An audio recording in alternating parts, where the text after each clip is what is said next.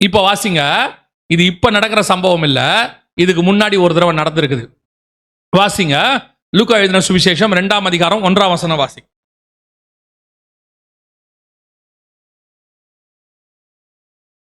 குடிமதிப்பு எழுதப்பட வேண்டும் என்று அகுஸ்தராயனால் கட்டளை பிறந்தது.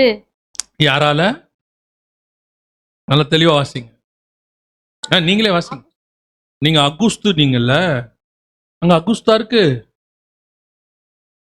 அகஸ்து தானே இருக்கு.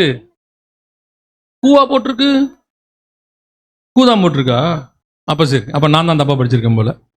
அகஸ்து சீசருக்கு ஏன் அகுஸ்துன்னு போட்டிருக்கு அதுல? சரி, ஓகே, திருப்பி வாசிங்கம்மா. அந்நாட்களில் உலகமெங்கும் குடிமதிப்பு எழுதப்பட வேண்டும் என்று. அன்னைக்கு உலகம்னா என்ன தெரியுமா? இந்த வசனம் எழுதும் போது உலகம்னா அமெரிக்காவும் கிடையாது, நார்த் அமெரிக்கா சவுத் அமெரிக்கா ரெண்டும் கிடையாது, கண்டுபிடிக்கல.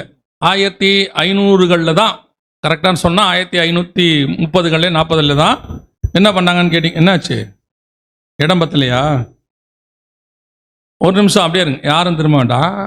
அப்படியே ஒரு முன்னாடி வாங்க பார்ப்போம், கொஞ்சம் சீக்கிரம் வாங்களேன்.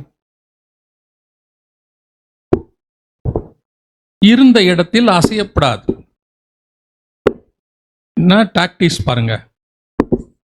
ஓகே, நல்லா முன்னாடி வந்துருங்க. பைபிளுக்கு இடம், பைக்கு இடம்லாம் வைக்காதீங்க, எல்லாம் எடுத்து மடியில் வைங்க. நீங்கெல்லாம் இவ்வளோ பேரும் இந்த சர்ச்சு தானா? இந்த சர்ச்சில் உள்ளவங்களாம் கை தூக்குங்க பார்ப்போம். நான் இந்த நீங்கள் எல்லாருமே வா. நேற்று 2 நாள் எங்கே போனீங்க? யாரை பார்க்க வனாந்தரத்துக்கு போனீர்கள்? பரவாயில்ல, கடைசி நாள் முடிச்சு வைப்போன்னு வந்திருக்கீங்களா? எஸ்வே, பரவாயில்ல. உங்கள் சர்ச்சு மீட்டிங்கே நீங்களே வராட்டி எப்படி? சரி, அப்புறம் நான் ஏதாவது சொல்லி பாஸ்டர் கோச்சுக்க போகிறாரு. என் மக்களை நானே திட்டுறதில்லை, நீ எப்படி கேட்ப அப்படின்ட்டாங்கன்னா கஷ்டம். உங்களுக்காக தான் மீட்டிங் வைக்கிறாங்க, நீங்கள் தானே வரணும்.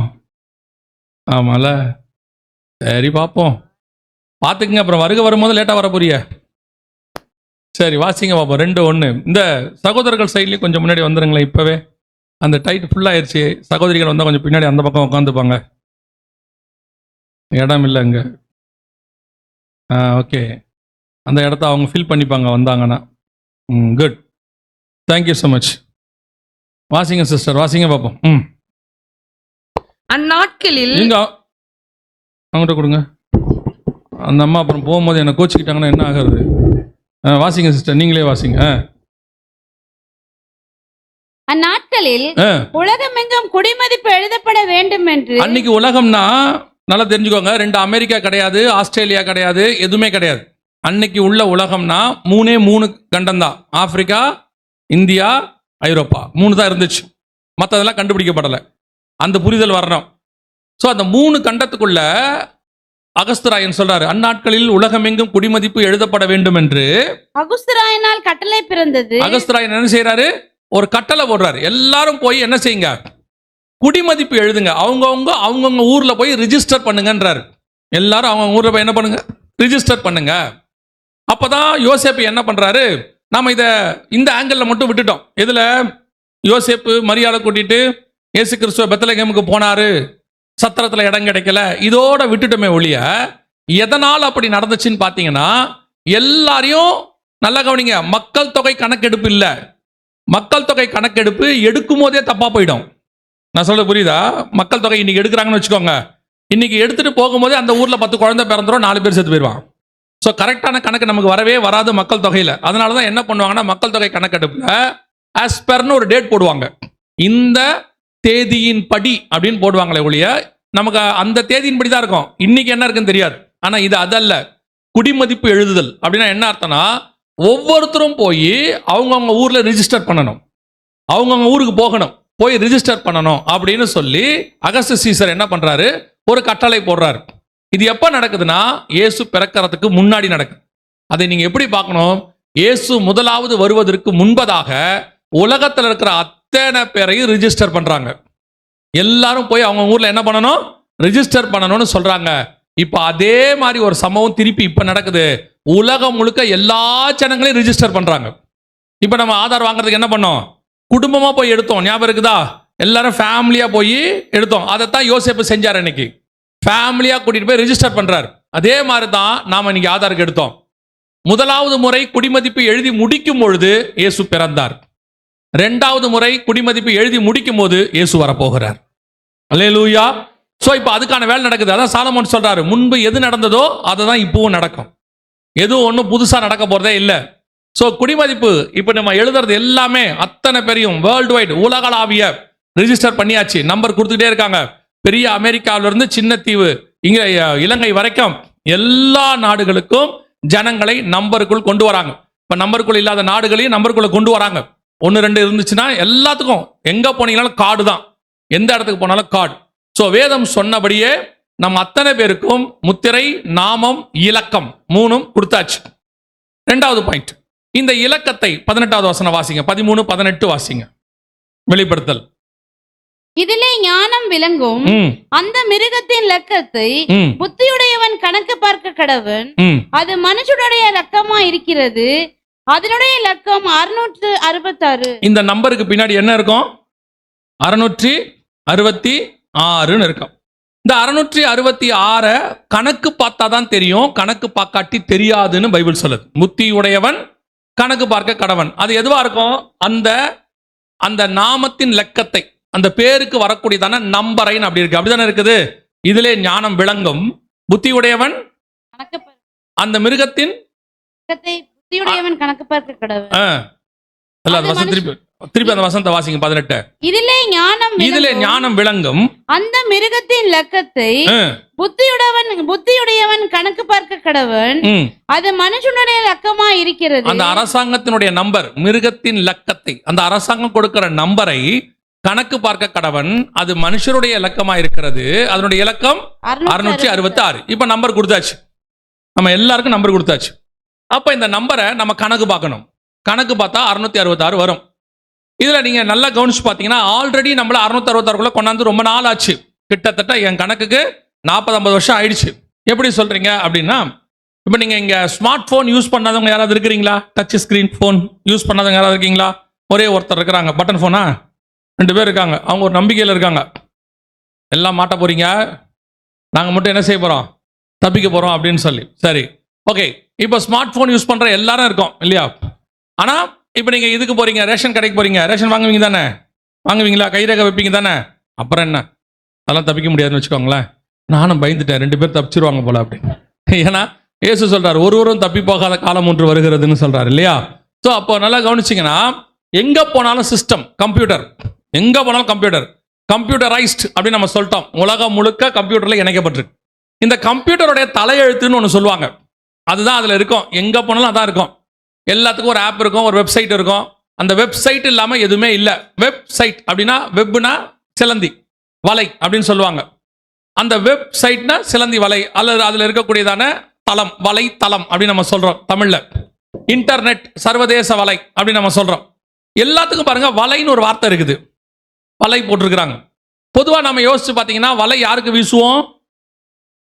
எதை இறைய பிடிக்கணுமோ, மானுக்கோ மீனுக்கோ வலையை வீசுவோம், வீசி பிடிப்போம். அப்போ வலைக்குள்ள யார் இருப்பா?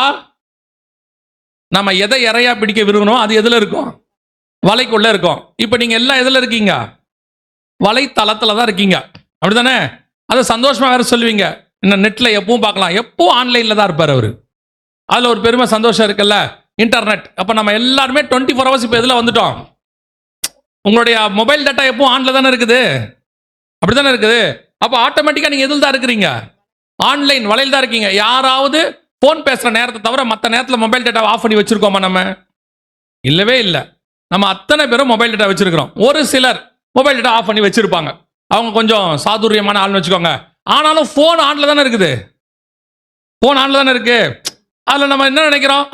மொபைல் இல்லை, மொபைல் டேட்டா இல்லை. ஆனால் இல்லை, ஆனால் உங்க போன் சேட்டலைட்டோட கனெக்ட்ல தான் இருக்குது. இல்லைன்னா உங்களுக்கு சர்வீஸே இருக்காது இல்லையா? அதாவது பார்த்தீங்கன்னா, நம்ம வானத்தில் நிறைய சேட்டலைட்ஸ் வச்சிருக்கிறோம். இந்த சேட்டலைட் எல்லாம் இருக்கு. இப்போ ஒரு உதாரணத்துக்கு சொல்றேன், நான் முதல்ல இதை முடிச்சிடறேன். இப்போ உங்களுடைய ஃபோன் நம்பருக்குள்ள, அதாவது உங்களுடைய நம்பர், ஆதார் நம்பருக்குள்ள இந்த மாதிரி நம்பர்லாம் இருக்கு, கொடுப்பாங்க. இதுல எப்படி 666 இருக்கு அப்படின்னு பார்த்தீங்கன்னா, உங்க எல்லாருடையதான வலைத்தளத்துக்கும் தலையெழுத்து என்னன்னு கேட்டீங்கன்னா www. அது இல்லாமல் எதையுமே செய்ய முடியாது. ஒரு பீரியட்ல நாங்க கம்ப்யூட்டர் வந்த புதுசுல www டைப் பண்ணணும். இப்போ அதெல்லாம் இல்லை, தானாவே எடுத்துக்கோம். www அதுவே எடுத்துக்கோம். www என்ன முதல்லனா வேர்ல்டு வைட் வெப், அதான் ஷார்ட் ஃபார்ம். உலகளாவிய வலை. உலகம் முழுக்க என்ன செய்யப்பட்டிருக்கு? ஒரு வலை வீசப்பட்டிருக்கு. அந்த வலையோடையதான ஷார்ட் ஃபார்ம் தான் www. இந்த டபிள்யூடைய நம்பர் ஒவ்வொன்றுத்துக்கும் என்ன இருக்கும்? ஒரு நம்பர் இருக்குது. தமிழ்லையும் இருக்கு, இங்கிலீஷ்லயும் இருக்கு, எல்லாத்துக்கும் ஒரு நம்பர் இருக்கு. எண் கணிதம் அப்படிம்பாங்க. இந்த நம்பர் என்னன்னு சொல்லி போய் நீங்க பார்த்தீங்கன்னா அதுக்கு வந்து சால்டியன் மெத்தட் பேர் இங்கிலீஷ்ல. என்னது பேரு? Chaldean method. சால்டியன்னா வேற ஒன்றும் இல்லை, பாபிலோனிய முறைன்னு அர்த்தம். ஏன்னா இங்கிலீஷ்ல பார்த்தீங்கன்னா பாபிலோனிய ராஜாவுக்கு பேரு நேபுகாத்நேச்சாருக்கு சால்டியன் கிங்னு இருக்கும். பாபிலோனுங்கிற இன்னொரு வார்த்தை தான் சால்டியன். அந்த முறையில டபிள்யூக்கு 6ன்னு இருக்கு. எங்கெங்க இருக்குது, எங்க போய் படிக்கலாம் அப்படின்னா எங்கேயும் போவேனா. உங்க வீட்டில் டெய்லி கேலண்டர் இருக்கா? கிறிஸ்தவ கேலண்டர் இல்லை. கிறிஸ்தவ கேலண்டர் உங்களுக்கு பிரயோஜனப்படாத ஒரு கேலண்டர். ஆமா தானே? அதில் எந்த கவர்மெண்ட் ஆல்டையும் இருக்காது. நீங்க அதை திருப்ப போறதும் இல்லை. ஜனவரி மாதம் கொடுத்தோன்னா வாங்கி கொண்டு போய் மாட்டினீங்கன்னா அதை டிசம்பர் வரைக்கும் திருப்ப போறது இல்லை. அது அப்படியே தான் தொங்க போகுது. கேட்டா வாக்கு தம்பிய சரி ரைட் இருந்துட்டு போட்டோம். டெய்லி கேலண்டர் இருக்கா? இல்லை. அதையாவது கிழிக்கலாம். டெய்லி கிழிப்பீங்களா? அந்த கேலண்டருக்கு பின்னாடி பாருங்க நிறைய இது இருக்கும். இந்துக்கள் பண்டிகை, கிறிஸ்தவர்கள் பண்டிகை, அரசாங்க விடுமுறை, அப்புறம் எல்லாம் ஹாரோஸ்கோப்பு எல்லாமே இருக்கும். அதில் போய் பாருங்க எண் கணிதம்னு கீழே கடைசியாக ஒன்று இருக்கும், நம்பர்ஸ் போட்டிருக்கும். A to Z வரைக்கும் போட்டு அதுக்கு கீழே அதோட நம்பர்ஸும் போட்டிருப்பாங்க. ஏக்கு 1, பிக்கு 2, சிக்கு 3, டிக்கு 4, ஈக்கு 5, எஃப்க்கு 8, அப்புறம் யூவி டபிள்யூ இருக்கும். எல்லாத்துக்கும் பார்த்தீங்கன்னா 666ன்னு இருக்கும். ஒவ்வொன்றத்துக்கும் பார்த்தீங்கன்னா அதில் டபிள்யூக்கு 6 என்று இருக்கும். நீங்கள் போய் பார்த்தீங்கன்னா வீட்டில் போய் நைட் பாருங்க, அதில் இருக்கும். அப்போ wwwனா என்ன? 666. அது ஆல்ரெடி நம்ம கண்ணுக்கு முன்னாடி இருக்கு. இது ஒரு வகை. இது ஒன்று தான். இந்த மாதிரி நிறைய இருக்குன்னு வச்சுக்கோங்களேன். அதுல ஒன்று இந்த நம்பரை கணக்கு பார்க்க கடவன். பைபிள் என்ன சொல்லுது? புத்தி உடையவன் கணக்கு பார்க்க கடவன். அப்ப கணக்கு பார்த்தீங்கன்னா இப்போ உங்களுக்கு கொடுக்கப்பட்ட நம்பர் சமீபத்தில் பார்த்தீங்கன்னா நான் சொல்றது டாக்டர் மன்மோகன் சிங்கோடைய காலத்தில் எல்லாருக்கும் ஆதார் கொடுக்கும்போது 16 இலக்கமாக கொடுத்தாங்க. இப்படி 16 டிஜிட் கொடுத்தாங்க. ஆனால் அதுக்கப்புறம் அந்த கவர்மெண்ட்ல என்ன பண்ணாங்கன்னா 14 டிஜிட் கொடுத்தாங்க எல்லாருக்கும். என்ன கொடுத்தாங்க? 14 டிஜிட். அப்போ 14 டிஜிட் கொடுக்கும் போதே நாங்கள் சொன்னோம் இது 14 இல்லை 16 கொடுக்குறது தான் கரெக்ட். ஏன்னா 16 கொடுத்தா தான் 666 வரும். இப்போ உங்க கையில் செல்போன் நம்பர் இருக்கா? எத்தனை டிஜிட் இருக்கு? நல்லா சவுண்டா சொல்லுங்க. 14. எப்படின்னு யோசிக்கிறீங்களா? +9 ஒன்று இருக்கா முன்னாடி? அதை சேர்க்கணும்ல. அதை சேர்த்தா தானே வெளிநாட்டில் இருந்து கூப்பிட முடியும். உலகளாவிய தொடர்பு கொள்ளனா +91 அது டிஃபால்ட்டா வேணும். பிளஸ்னா என்ன? 00ன்னு அர்த்தம். 0091 உங்களோட 10 டிஜிட். மொத்தம் எவ்வளோ ஆச்சு? 14 டிஜிட் ஆச்சு. இதே மாதிரி தான் ஆதார்லையும் 14 டிஜிட். இப்போ உங்க கையில் இருக்கிற ஆதார்லாம் 14 இருக்கும் பழசுல. ஆனா அதுக்கப்புறம் என்ன பண்ணாங்கன்னு கேட்டீங்கன்னா அதை 16 இலக்கமாக மாத்தினாங்க. இப்போ வர புது ஆதார்லாம் பாருங்க VIDன்னு ஒன்று கீழே இருக்கும். இந்த ஆதாருக்கு கீழே என்ன இருக்கும்? VID. அதில் என்ன போடுங்கன்னா விர்ச்சுவல் ஐடின்னு பேர். VIDனா அதாவது வெளியே உங்க கையில் 12 இலக்கம் இருக்கும், ஆனால் உள்ள போனா 16 இலக்கம் இருக்கும். ஆல்ரெடி உங்க நம்பரை 16 இலக்கத்துக்கு என்ன செஞ்சாச்சு? மாத்தியாச்சு. இது பேப்பர்ல வந்த செய்தி. 14 இலக்கத்தில் மாற்று அடையாள எண் ஆதார் எண்ணை வழங்குவதற்கு பதில் 16 டிஜிட்ல கொடுத்தாச்சு. இந்த 16 டிஜிட் தான் கரெக்ட். இன்னொன்று கவனிச்சு பாருங்க. உங்க கையில டெபிட் கார்டு இருக்கா? டெபிட் கார்டு, கிரெடிட் கார்டு வச்சிருக்கீங்களா? எத்தனை டிஜிட் நம்பர் இருக்கு? எத்தனை இருக்கு? பார்த்தது இல்லையே. கார்டு கிடைச்சதே பெரிய விஷயம். அதை நம்ம எடுத்துக்கொண்டு போய் யூஸ் பண்ணுறதோட சரி. ஆரம்பத்தில் 14 டிஜிட் தான் வந்துச்சு. அப்புறம் 15, 16 ஆகி இப்போ எத்தனை டிஜிட் இருக்கு உங்ககிட்ட? 16 டிஜிட் நம்பர் இருக்கும். எந்த கிரெடிட் கார்டு, டெபிட் கார்டு உலகளாவிய எந்த கிரெடிட் கார்டு, டெபிட் கார்டு பார்த்தாலும் எத்தனை டிஜிட் இருக்கும்? 16 டிஜிட். உங்க ஆதார் எத்தனை டிஜிட்? 16 டிஜிட். இப்போ உங்க செல்போன் எத்தனை? நல்லா சவுண்டா சொல்லுங்க. அதெல்லாம் 15 மாற்றி ரொம்ப நாள் ஆச்சு. இந்த பாருங்க, இது ட்ராயில் கொடுத்தது. 11 இலக்க மொபைல் எண்கள் விரைவில் வழங்க நீங்கள் தெரிந்து கொள்ள வேண்டியது. இது கொடுத்தாச்சு. இப்போ உங்களது 11னா +91 போட்டால் அது ஒரு 4, 15 ஆச்சா? இதையும் 16 ஆக்குவாங்க. இதில் என்ன செய்வாங்க? 16. அப்போ உங்க செல்போன் 16, உங்களுடைய பேங்க் டிரான்சாக்ஷன் 16, உங்க ஆதார் 16, இந்த எல்லா 16ஐயும் மாற்றி ஒரு 16ஆ மாற்றிடுவாங்க. எப்படிங்க மாற்றுவாங்க? ஒரு 16 எப்படி மாற்ற முடியும்? செல்போன் ஒன்றில் இருக்கு, ஆதார் ஒன்றில் இருக்கு, பேங்க் ஒன்றில் இருக்கு. இதெல்லாம் ஒரு 16ஆ மாற்ற முடியுமா? மாற்றியாச்சு. உங்களை எல்லாத்தையும் ஆதாரோட இணைக்க சொன்னாங்க, ஞாபகம் இருக்கா? எல்லாத்தையும் கொண்டு போய் எதோட இணைக்கணும்? ஃபர்ஸ்ட் எப்போ இணைக்க சொன்னாங்க தெரியுமா? ஒரு 12, 20 வருஷத்துக்கு முன்னாடி 2008 நினைக்கிறேன், கேஸோட இணைக்க சொன்னாங்க. அப்பதான் கேஸ் மானியத்தில் கிடைக்கும்னாங்க. ஞாபகம் இருக்கா? அப்பெல்லாம் கேஸ் வந்து 300-400 ரூபா இருந்துச்சு. அப்போ மானியத்தில் கொடுத்துட்டு இருந்தாங்க. ஆதார் வாங்கினாதான் உங்களுக்கு கேஸ் மானியத்தில் கிடைக்கும்னாங்க. இப்போ எல்லாருக்கும் கேஸ் இல்லை. இருக்கா இல்லையா? கேஸே கிடையாது. இப்போ எல்லாம் லேட்டாக கிடைக்குதா? 30 நாள், ஒரு மாதம், 2 மாதம் ஆகுது. இப்போ கவனிச்சு பாருங்க, அந்த கேஸ் வாங்கிறதுக்கு நீங்கள் போய் மானியம் வாங்கிறதுக்கு என்ன பண்ணணும்? ஆதார் இணைக்கணும்னு சொல்லி ஒரு ஒரு ஒரு ட்ராப் வச்சாங்க. இப்போ நம்ம போய் என்ன பண்ணோம்? கேஸை வாங்கிறதுக்கு உள்ளே போனோம். அப்போ என்ன சொன்னாங்கன்னா, அடுத்து மானியத்தை கையில் கொடுக்க மாட்டேன்னாங்க. சொன்னாங்களா? ஞாபகம் இருக்குதா? எதில் போடுவேன்னாங்க? எல்லாருக்கும் அக்கௌண்ட்டில் போடுவேன்னாங்க. இப்போ அக்கௌண்ட் எல்லாரும் ஓப்பன் பண்ண சொன்னாங்க. அத்தனை பேர் என்ன ஓப்பன் பண்ணணும்? அக்கௌண்ட் ஓப்பன் பண்ணணும். அக்கௌண்ட் ஓப்பன் பண்ணுறதுக்கு என்ன கேட்டாங்க? ஆதார் கேட்டாங்க. இப்போ ஆதார் கீழே என்ன வந்துருச்சு? கேஸும் வந்துருச்சு, அக்கௌண்ட்டும் வந்துருச்சு. இப்போ இப்படியே தான் நீங்கள் அக்கௌண்ட் ஓப்பன் பண்ண போன உடனே அங்கே எல்லாருக்கிட்டையும் ஒரு செல்ஃபோன் நம்பர் கேட்டாங்களா? ஏன்னா ஓடிபின்னு ஒன்று வரும். இப்போ ஆதார் கீழே என்ன வந்துருச்சு? Cellphone number. செல்ஃபோனும் வந்துருச்சு, பேங்க்கும் வந்துருச்சு, ஆதாரம் வந்துருச்சு. எல்லாத்தையும் இணைச்சி 16 இலக்கமாக மாற்றியாச்சு.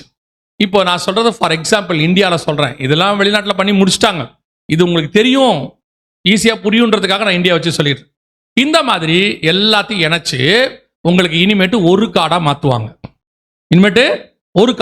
அது எப்படிங்க? இப்போ உங்கள் வேலட், உங்கள் பர்ஸில் பாருங்கள், மினிமம் ஒரு 3லேருந்து 5 கார்டு இருக்கும். எல்லார்ட்டையும் இருக்கு தானே? ஒரு பேங்க் கார்டு இருக்கும், ஒரு டிரைவிங் லைசன்ஸ் இருக்கும், ஒரு ஓட்டர் ஐடி இருக்கும், ஒரு ஆதார் அட்டை இருக்கும், ஒரு பேன் நம்பர் இருக்கும். இருக்குதானே? ஒரு மினிமம் 5 அட்டை இருக்குதா? எல்லா அட்டையும் ஒரு அட்டையாக மாற்ற சொல்லிட்டாங்க. அத்தனை என்ன பண்ணாச்சு? அதுக்காக தான் ஃபஸ்ட்டு என்ன பண்ணாங்கன்னா, எல்லா அட்டையோடைய ஆதாரம் இணைக்க சொன்னாங்க. உங்கள் பேன் நம்பர் இணைக்க சொன்னாங்க, உங்கள் பேங்க்கு, உங்கள் டிரைவிங் லைசன்ஸ், எது வாங்கினாலும், பாஸ்போர்ட்டு எது வாங்கினாலும் என்ன வேணும் உங்களுக்கு? ஆதார் நம்பர் இல்லாமல் செய்ய முடியாதுன்னு சொல்லி. ஸோ இப்போ ஒரு ஆதாருக்கு கீழே என்ன வந்துருச்சு? எல்லாத்தையும் இணைச்சாச்சு. இப்போ பார்த்தீங்கன்னா ஒரே நம்பர் இங்கே இருக்கு பாருங்க, ஒரே நம்பர். இது நம்ம இணைச்சது, இத்தனை கார்டையும் நம்ம இணைச்சது. வாக்காளர் பட்டியலுடன் ஆதார் இணைப்பு, அப்புறம் நீட் தேர்வுக்கு ஆதார் கட்டாயம், எல்லாத்தையும் இணைச்சாங்க. ஒன்னொன்னா இணைச்சு, இத்தனை அட்டையும் ஒன்னா இணைச்சு, இப்போ நம்ம எல்லாரையும் என்ன பண்ணியிருக்கிறாங்கன்னு கேட்டிங்கன்னா, ஒன் கார்டு சிஸ்டமில் கொண்டாந்தாச்சு. எப்போ? 2018-19 என்ன போட்டிருக்கு பாருங்க, ஒரு நாடு ஒரு கார்டு திட்டம்.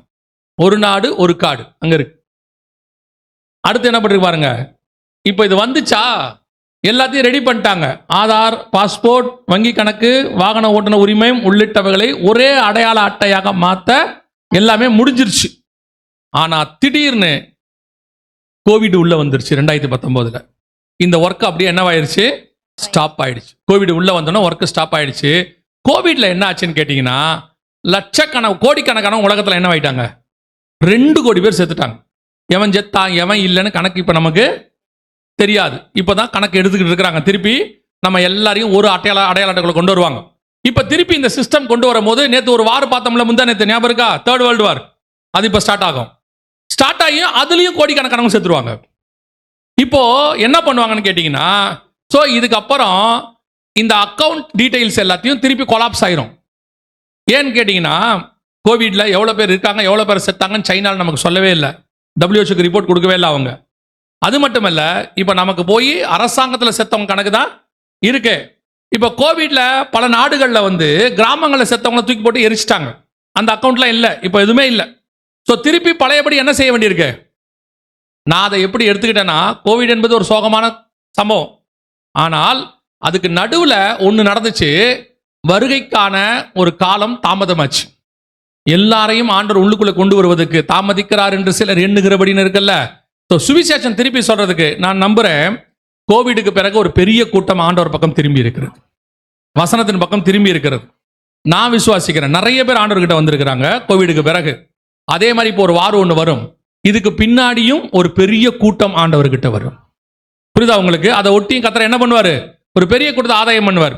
இப்போ இவங்க என்ன பண்ணுவாங்கன்னா, நான் சொல்றது உலகளாவிய என்ன பண்ணுவாங்கன்னா, திருப்பி எல்லாரையும் செட் பண்ணி ஒரு நம்பரை கொடுத்து கரெக்ட் பண்ணலாம் நினைக்கும் போது வாரம் வந்துடும். அப்போ உலகத்தில் இருக்கிற எல்லா நாட்டிலையும் யுத்தம் நடக்கும். இப்போ எப்படி கோவிட் வந்துச்சு, இப்போ திருப்பி ஒரு பேண்டமிக் ஆரம்பிக்க போதுன்றாங்க. ஹன்சா வைரஸோ என்னமோ சொல்றாங்க, அது வரப்போகுதுன்றாங்க. வருதா இல்லையான்னு தெரியாது, ஆனால் ஒரு வைரஸ் கண்டிப்பாக வரும்னு வச்சுக்கோங்களேன். ஸோ இது எல்லாம் நடக்கும் பொழுது திருப்பி ஒரு பெருமளவில் மக்கள் தொகை குறையும். திருப்பி என்ன பண்ணுவாங்க? திருப்பி ஒரு செட் பண்ணுவாங்க. அப்போ செட் பண்ணும்போது என்ன செய்வாங்கன்னு கேட்டிங்கன்னா, திருப்பி உங்களுக்கு அட்டை கொடுக்க மாட்டாங்க. என்ன கொடுக்க மாட்டாங்க? அட்டை கொடுக்க மாட்டாங்க. அட்டைக்கு பதிலாக வேறொன்று தருவாங்க. அதுக்கு பேர் தான் ஐடி 2020. இங்க இருக்கு பாருங்க, ஐடி 2020. இது உங்களுக்கு தருவாங்க. இதுக்கு பேர் தான் பயோசிப் அப்படின்பாங்க, வெரி சிப் அப்படின்னு சொல்லுவாங்க. அதுக்கு நிறைய பேர் இருக்கு, ஆனால் சிப் இதுக்கு பேர்.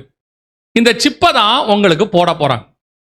இந்த சிப்பு இப்போ 2020 பில்கேட்ஸ் ரெடி பண்ணிட்டாரு. அதனால தான் அதுக்கு பேர் ஐடி 2020. இது பில்கேட்ஸ் ரெடி பண்ணது. இந்த சிப்பை அவர் என்ன சொல்றாருன்னா, இதை கையில போட்டாச்சுன்னா, இதை பத்தி நான் உங்களுக்கு பின்னாடி நிறைய சொல்றேன். அடுத்து நம்ம இதுதான் பார்க்க போறோம். இதுதான் உங்க வலது கைக்கும் நெத்திக்கும் போட போறாங்க. ஆனா இந்த சிப்பை ஏன் உங்களுக்கு போடுறாங்க? இந்த சிப்பை போடுறதன் மூலமா அவங்க என்ன பண்ண போறாங்க அப்படின்னா, ஃபர்ஸ்ட் பாயிண்ட் என்ன பண்ண போறாங்கன்னா, நீங்க பாக்குறீங்களா இந்த அட்டை எல்லாத்தையும் பாத்தீங்கல்ல, இந்த எல்லா அட்டையிலையும் பாருங்க காமனா ஒரு விஷயம் இருக்கும். இதுல எல்லாமே மாறி இருக்கும். முத்திரை மாறி இருக்கும், முத்திரை மாறி இருக்கும், லாங்குவேஜ் மாறி இருக்கும், இமேஜ் மாறி இருக்கும், எல்லாம் மாறி இருக்கும். ஆனா ஒன்னே ஒன்று காமனா இருக்கும். என்ன இருக்கு? ஒரு சிப்பு காமனா இருக்கு பாருங்க, ஒரு மஞ்சள் கலர் சிப்பு இருக்கு பாருங்க, எல்லாமே காமனா இருக்கும். இப்போ கொஞ்ச நாளா நான் சொல்றது ஒரு 3-4 வருஷமா கோவிடை ஒட்டி அதுக்கப்புறமோ அல்லது ஒட்டியோ கவனிச்சிங்கன்னா, நீங்க வாங்குற எல்லா கார்டுலையும் சிப் இருக்கு இல்லையா? ஆரம்பத்தில் வந்த பேங்க் கார்டில் சிப் இருக்காது, மேக்னெட்டிக் ஸ்ட்ரைப் தான் இருக்கும், பின்னாடி சிப் இருக்காது. அதுக்கப்புறம் வந்த கார்டில் தான் என்ன வந்துச்சு? சிப் வந்துச்சு. ஆரம்பத்தில் உள்ள டிரைவிங் லைசன்ஸ்ல எதுவுமே இருக்காது, ஆனா இப்போ என்ன இருக்கு? சிப் இருக்கு. ஆரம்பத்தில் வந்த ரேஷன் கார்டு பார்த்தீங்கன்னா புக்கு மாதிரி இருக்கும், சின்ன புக்கு மாதிரி. இப்போ என்ன இருக்கு? ஸ்மார்ட் கார்டு இருக்கு. அதுல என்ன இருக்கு? ஒரு சிப் இருக்கு. எல்லா அட்டையிலையும் இப்படி ஒரு சிப் வச்சு கொடுத்துட்டாங்க உங்களுக்கு. ஸோ இப்போ உங்ககிட்ட இருக்கிற பேங்க் கார்டில் சிப் இருக்கு. அடுத்து கொடுக்க போற ஆதார் கார்டில் என்ன இருக்குது? சிப் வச்சு கொடுப்பாங்க. அடுத்து கொடுக்கக்கூடியதான டிரைவிங் லைசன்ஸ் சிப் இருக்கு, ரேஷன் அட்டையில் சிப் இருக்கு, எல்லாத்துலையும் இப்படி சிப் வச்சு கொடுத்தாச்சு. இந்த சிப்பு அப்படின்னா என்ன? இதை வேற எங்கேயாவது பார்த்துருக்கீங்களா? இது இல்லாம, அட்டையில் இல்லாம வேற எங்கேயாவது பார்த்துருக்கீங்களா? எங்க பார்த்துருக்கோம்? Chip card, phone. இந்த நம்பரோட எதை நீங்க இணைக்க போறீங்க? ஆதாரோட போன் நம்பரையும் இணைக்க போறீங்க. ஆனா போன் நம்பர் ஆக்டிவேட் ஆகுது அல்லது போன் நம்பர் வேலை செய்யுதுன்னா அதுக்கு அடிப்படை என்ன வேணும் தெரியுமா? இந்த சிம் கார்டு வேணும். இது இல்லாவிட்டால் உங்க போனு எத்தனை 1000 ரூபாவோ லட்சமா இருந்தாலும் சரி, சில போன்லாம் 1.5 லட்சம் 2 லட்சம் சொல்றாங்க, சில போன் 30,000 40,000 சொல்றாங்க. எந்த போனா இருக்கட்டும், பட்டன் போனோ டச் போனோ எதுவானா இருக்கட்டும், இந்த சிம் கார்டு இல்லாட்டி என்ன செய்யாது? வேலை செய்யாது. சிம்னா என்ன? அந்த வார்த்தைக்கு என்ன அர்த்தம்? SIM அப்படின்னு சொல்றோம்ல, அப்படின்னு என்ன அர்த்தம் தெரியுமா? சப்ஸ்கிரைபர் ஐடென்டிஃபிகேஷன் மாடுல் அப்படின்னு அர்த்தம். அப்படின்னா என்ன? அதோட ஷார்ட் ஃபார்ம் தான் சிம், சப்ஸ்கிரைபர் ஐடென்டிஃபிகேஷன் மாடுல். அப்படின்னா என்ன அர்த்தம்னா, கூப்பிடுகிறவரை கண்டுபிடிக்கிற கருவி அப்படின்னு அர்த்தம். உங்களை ஒருத்தர் கூப்பிடுறாரு, உங்களை கண்டுபிடிக்கிற கருவி அது உள்ள இருக்குன்னு அர்த்தம். அந்த கருவிக்கு பேரு கண்டுபிடிக்கிற கருவி, அதான் ஷார்ட்டா சிம்மு.